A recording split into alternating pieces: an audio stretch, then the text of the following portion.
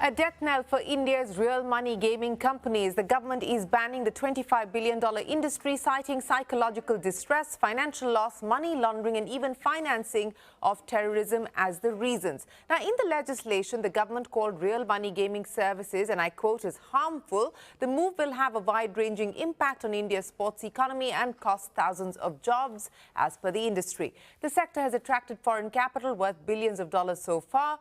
Valued at $8 billion, Dream11 sits at the top of the pecking order, and it's now staring at a nightmare. The company's announced that it will be shutting down all the money games which contributed a lion's share to its revenues.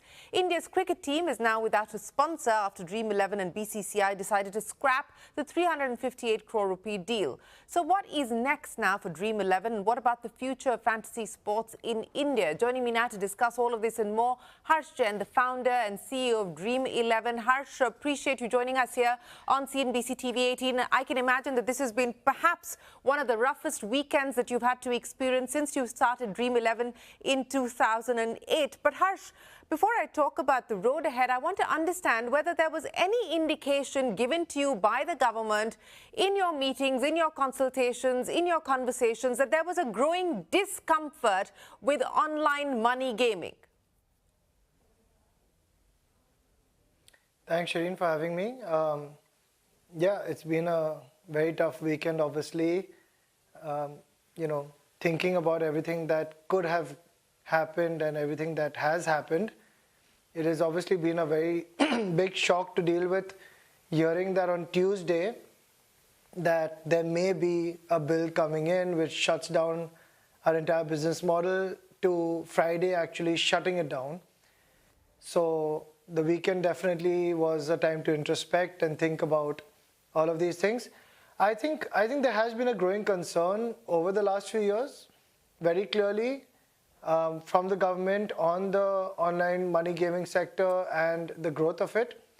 But I believe, and I will always stand by the fact, that regulations were the way forward, which would have helped correct that growing concern or correct any concerns, because this is something that is regulated in the US, UK, Australia, all the large markets in the world.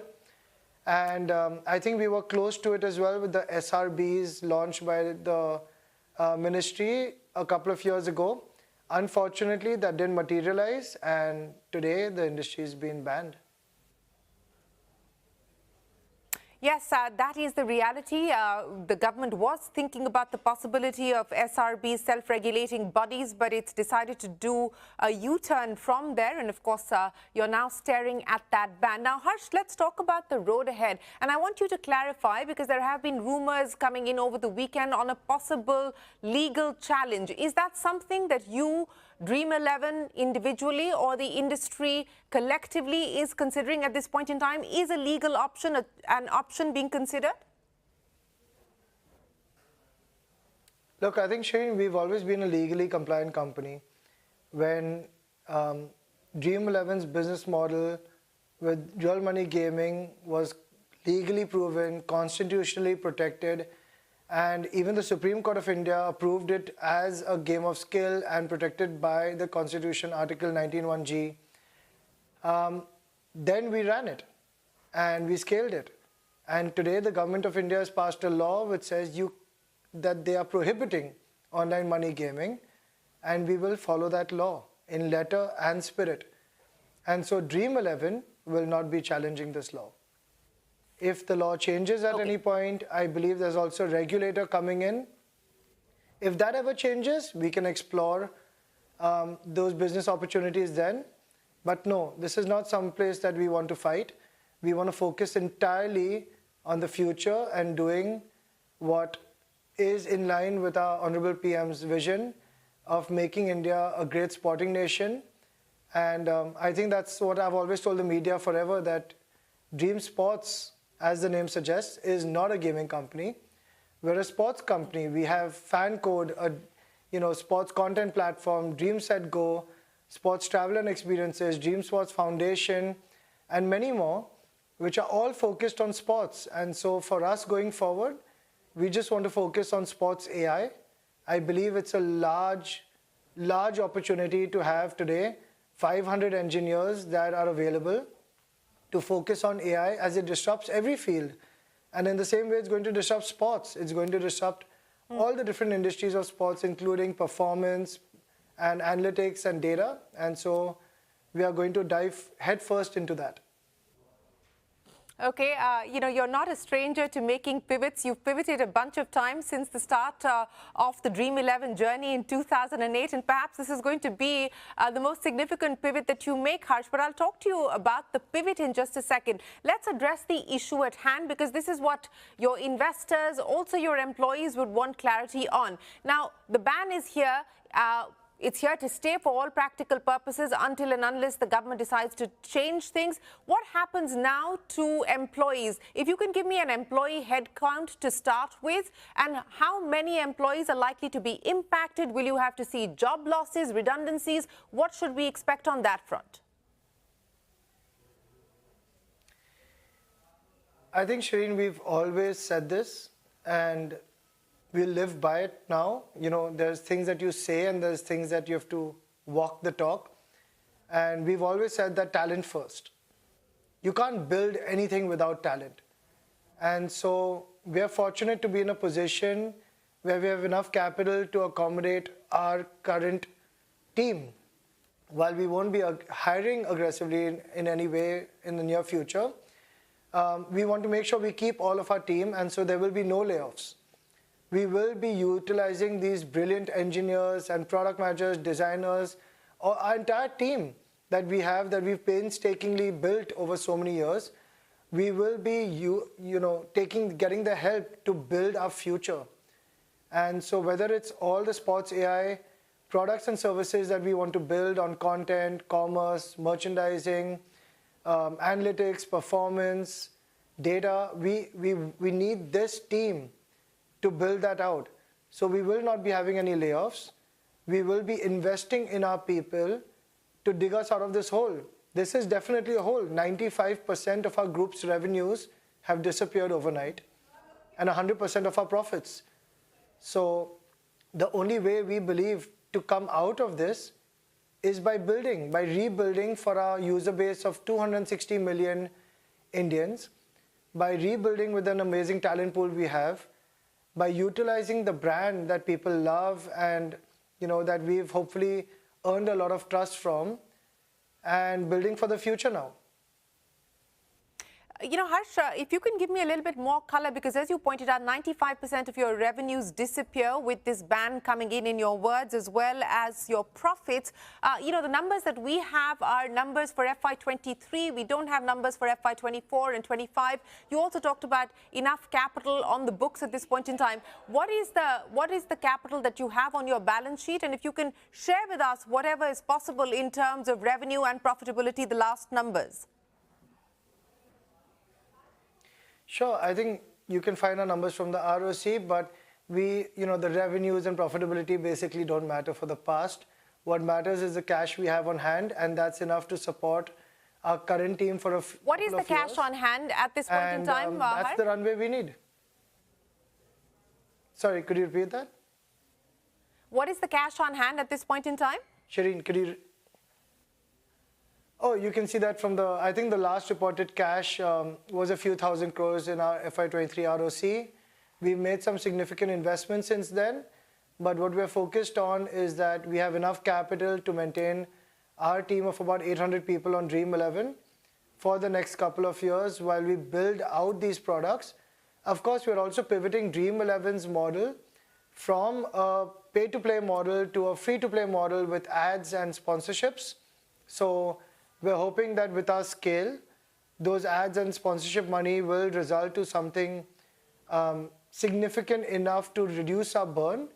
We will also look to globally distribute the product now, instead of being India only, which can further help us to monetize our user base with our free-to-play model as we build our new products and services and monetize them.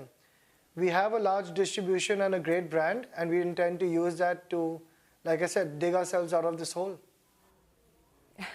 Well, speaking of sponsorships, Harsh, let's address the big one. And I guess, there's a lot of chatter online about the jersey jinx and how the jersey jinx continues to play itself out, even in your case. Now, is there clarity from the BCCI, Harsh, at this point in time that there will be no penalty involved now that you are no longer going to be the sponsor of the Indian cricket team? Because I'm given to understand that there is a waiver clause, but can you confirm that for us? No, I think that we've been a partner with BCCI for over a decade. Right from I think we were the first technology company to become an official partner of the IPL.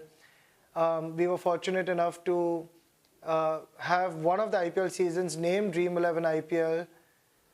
We then moved on to become a front of jersey sponsor for the Indian men's team, which is the one you're talking about. There are only 6 months left of that sponsorship. It started in 2023. And it ends in about 6 months. So we're only talking about a 6-month period. But there is ongoing discussions with the BCCI to mutually agree on the way forward. Nothing has been decided yet. But obviously the change in law renders our Dream11's business plan obsolete and prohibited.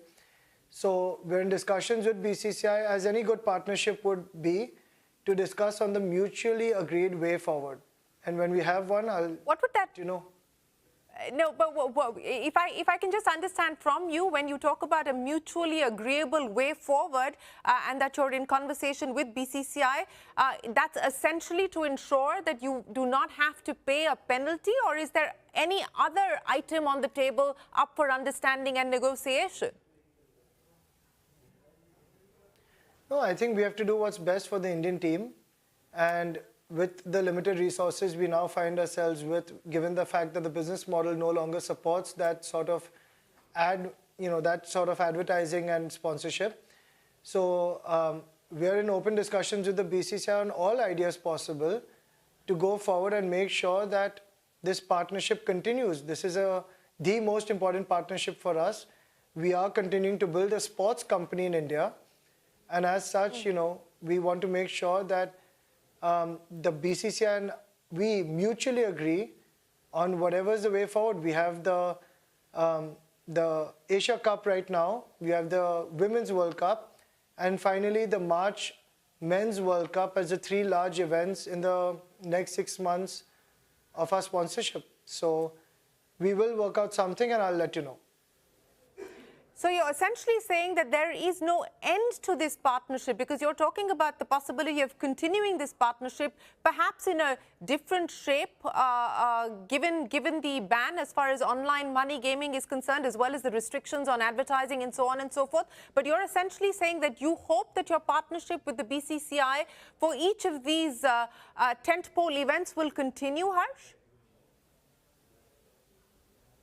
No, what I mean is our partnership as a company with BCCI. For example, Fan Code has a lot of live streaming for sports events and cricket events in India. Dream11 Go organizes a lot of tickets and experiences for watching IPL or cricket matches. We have a large partnership with BCCI that goes beyond just the front of jersey, and that we plan to continue. We have to figure out a way to transition in an amicable way with BCCI from the front of jersey. When and how that will happen, we are still in conversations with them. Okay, so fair enough.